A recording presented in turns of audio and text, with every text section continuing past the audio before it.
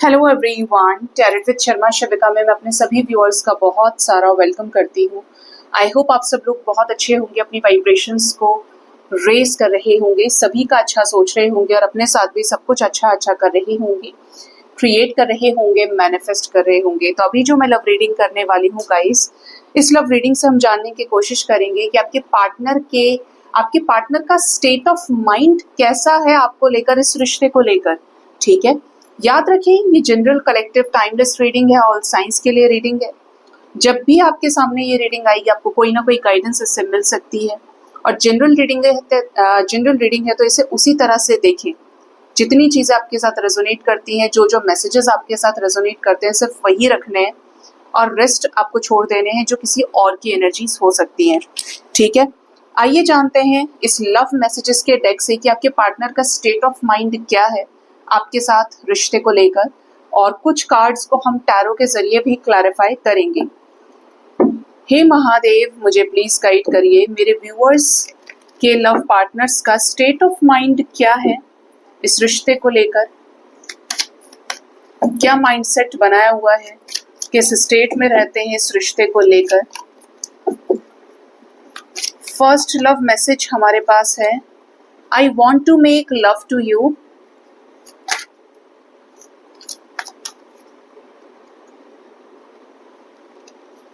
I see why everything happened the way it did.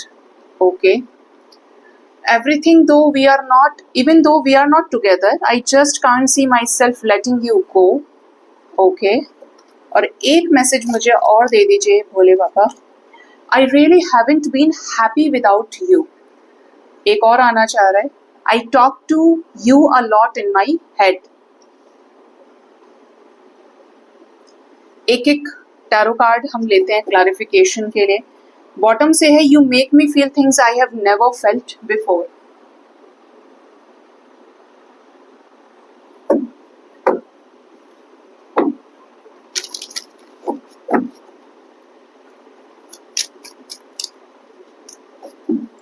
क्यों कह रहे हैं ये I want to make love to you, मेरे व्यूअर्स के पार्टनर्स की तरफ से ये लव मैसेज क्यों आया है? 10 of cups. Oh, second message, angels I see why everything happened the way it did. आया है king of pentacles. Okay, third message है Mahadev, even though we are not together I just can't see myself letting you go. 3 of cups. Okay, and I really haven't been happy without you. क्यों कह रहे हैं, ये message क्यों देना चाहते हैं? The lovers. Wow, I talk to you a lot in my head. ये मैसेज क्यों आया है? 3 ऑफ सोर्ड्स। एंड एक और लेते हैं इसके लिए, 7 of wands. Okay, bottom of the deck is night of swords. Okay, amazing clarification with amazing love messages. ऐसा क्यों कह रही हूँ मैं, अभी आपको समझाती हूँ सारी चीजें। आपके पार्टनर के देखिए स्टेट ऑफ माइंड में तो ऐसा है कि जैसे इन्हें जब खुशी मिलती है, जो सोल लेवल पर सेटिस्फैक्शन मिलता है, वो सिर्फ और सिर्फ आपके ही साथ मिलता है। पॉसिबिलिटीज है कि आपने और इन्होंने कोई ऐसा बॉन्ड तो शेयर किया है जहां पर आपने इस पर्सन को हील किया है एंड आपके पार्टनर ने आपको हील किया है। जब आपकी जिंदगी में प्यार नहीं था, किसी न किसी रीजन से इनके माध्यम से आपको प्यार मिला और इनको भी आपके माध्यम से ही प्यार को महसूस करने का मौका मिला। मतलब ये भी अपनी लाइफ में परेशान ही रहे होंगे। ठीक है, एनर्जीज की बात करें, फर्स्ट जो लव मैसेज इनकी तरफ से आया है अभी, इनके स्टेट ऑफ माइंड में है कि ये आपको प्यार करना चाहते हैं। ठीक है, क्लैरिफिकेशन में आया है 10 ऑफ कप्स। अब यहाँ पर 3 तरीके की एनर्जीज हैं, आप किस तरीके से लेंगे आप देख लीजिएगा। सबसे पहले, अगर आप दोनों एक दूसरे के साथ रिलेशनशिप में हैं, ठीक है, तो ये आपसे शादी करना चाहते हैं, आपके साथ फैमिली चाहते हैं। जैसे हस्बैंड या वाइफ एक दूसरे को प्यार देते हैं, एक दूसरे के प्यार से बच्चों का जन्म होता है, एक फैमिली बनती है, उस लेवल पर आपको प्यार करना चाहते हैं, आपका सपोर्ट सिस्टम बनना चाहते हैं अदर हाफ के रूप में। ठीक है, स्पेशली बेटर हाफ के रूप में। आपका और इनका एक्स्ट्रा मैरिटल जैसा कोई रिश्ता है, तब भी ये अपने फैमिली के लोगों को जिस तरीके से, अपने परिवार के सदस्यों को जिस तरीके से सपोर्ट करते हैं, प्यार करते हैं, वैसा ही सपोर्ट ये आपको भी करना चाहते हैं। ठीक है, थर्ड, अगर ये आपके ही हस्बैंड या वाइफ है और ये रीडिंग आप देख रहे हैं, तो ये इस शादी को बैलेंस करना चाहते हैं, अपने परिवार में वापस आकर फिर से उसी कंपैटिबिलिटी को शेयर करके, एक दूसरे की केयर करके, ठीक है, ये इनका मैसेज निकल के आया है। I see why everything happened the way it did. ये कह रहे हैं कि इन्हें नहीं समझ में आता है कि क्यों उस तरीके से ही चीजें हुई जैसी होनी तय थी।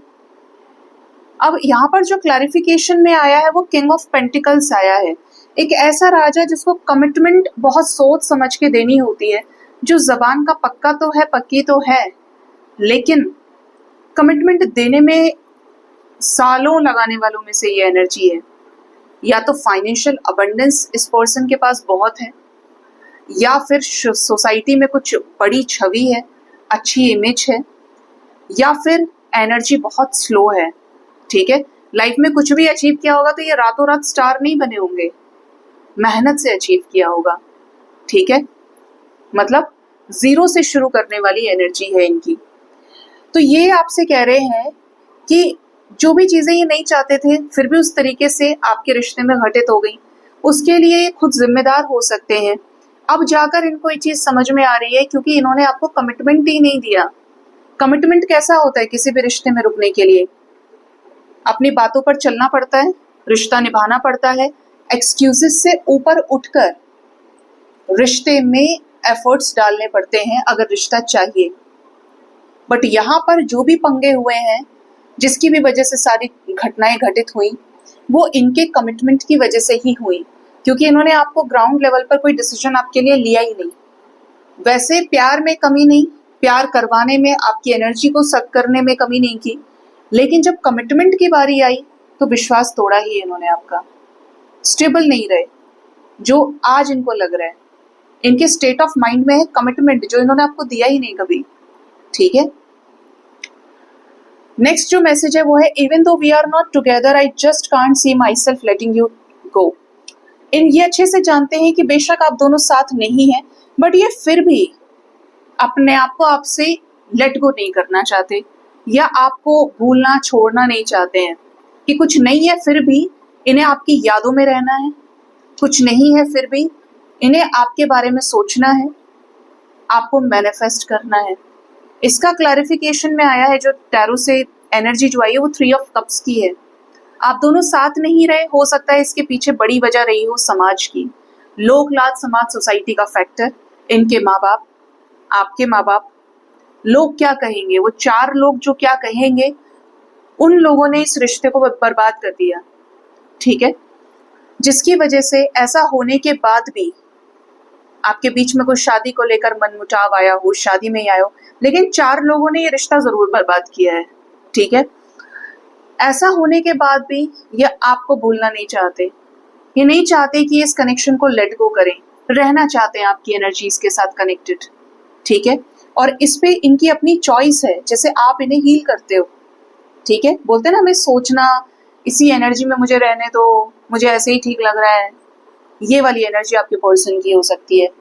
नेक्स्ट जो मैसेज है वो है, I really haven't been happy without you. तो ये कह रहे हैं कि ये बिल्कुल भी आपके बिना खुश नहीं है, क्योंकि आपने और इन्होंने कोई ऐसा कनेक्शन शेयर किया है जो लवर्स की एनर्जी का है, soulmate, twin flame, karmic connection भी रहा तो डेस्टाइन्ड वाला रहा, जहां पे आपने इनकी कमी को पूरा किया। मतलब जब कुछ नहीं था तब सब कुछ हो गया इस रिश्ते में। उस लेवल पर सोल सेटिस्फेक्शन, सोल कनेक्शन आपने इनके साथ और उन्होंने आपके साथ फील किया है। ये ब्लेस्ड कनेक्शन रहा है गाइस, इसीलिए आपके पार्टनर कह रहे हैं कि ये आपके बिना खुश नहीं है। आपने जिस लेवल पर इन्हें खुशी दी, उसी लेवल पर इन्होंने आपको भी खुशी दी है। और आप ऐसे हैं कि ना आप जिसके साथ है खुश रह पाएंगे, ना यही आपके बिना खुश रह पा रहे हैं। लवर्स की एनर्जी अगर एक बार किसी ने अटेन कर ली, ठीक है, फिर उसे कोई समझ में नहीं आ सकता, और यही इनका भी हाल है। इनके स्टेट ऑफ माइंड में ये भाप रहे हैं इस चीज को कि ये आपके बिना नहीं रह सकते। वो प्यार, वो सम्मान, वो रिश्ते को लेकर डेडिकेटेड एफर्ट्स इन्हें हर कोई नहीं दिखा सकता, ठीक है। नेक्स्ट एंड द लास्ट जो मैसेज है वो है, I talk to you a lot in my head. ये अपने दिमाग में, अपने सिर में हमेशा आपसे कुछ ना कुछ बात करते रहते हैं और बहुत बात करते हैं। जैसे होता है ना, हम दिमाग से कुछ ना कुछ सोचते रहते हैं, आपस में बात करते रहते हैं। अकेला इंसान खुद से बात बहुत करता है और ये आपके बारे में बात करते हैं अपने आप से। क्लैरिफिकेशन में आया है 3 ऑफ सोर्ड्स। ऐसा इसलिए क्योंकि जिस वक्त आपका रिश्ता खत्म हुआ, जो भी चीजें हुई वो दोनों को हर्ट कर गई। ना आपने एक्सपेक्ट किया होगा, ना इन्होंने एक्सपेक्ट किया होगा। पहले तो आप लोग एक हार्ट टू हार्ट कनेक्शन में आ गए, उसके बाद इन्होंने आपको धोखा दिया या आपको मजबूरन छोड़ा, आपने इनके साथ कुछ अलग चीजें की, जिसकी वजह से दोनों ही पूरी तरीके से हर्ट हो गए इस कनेक्शन में।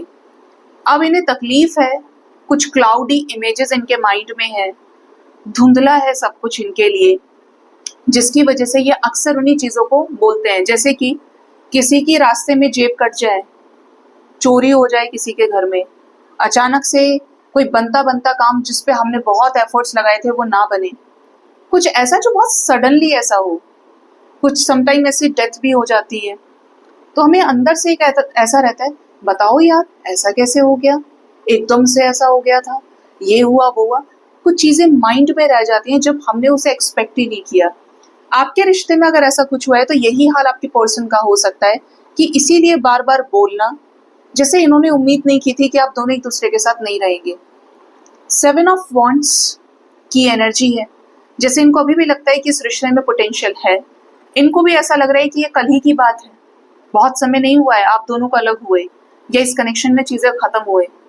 अभी भी इनका मन करता है कि इस रिश्ते में एफर्ट्स लगाएं। अभी भी सिचुएशंस को अपने फेवर में किया जा सकता है। बेशक हर्टफुल सिचुएशंस हैं, लेकिन दिल तो दिया है ना, प्यार तो किया है ना, ये चाहे तो ये सॉर्ट आउट कर सकते हैं। ये एनर्जीज आपके पार्टनर की निकल के आई हैं, जैसे कुछ करना चाहते हैं इस रिश्ते के लिए। अभी गिव अप करने की एनर्जी में आपके पार्टनर नहीं है। सो गाइज, ये थी रीडिंग। होप इस रीडिंग से आपको गाइडेंस मिली होगी। अपना बहुत ज्यादा ख्याल रखें। Thank you so much. Bye bye, take care.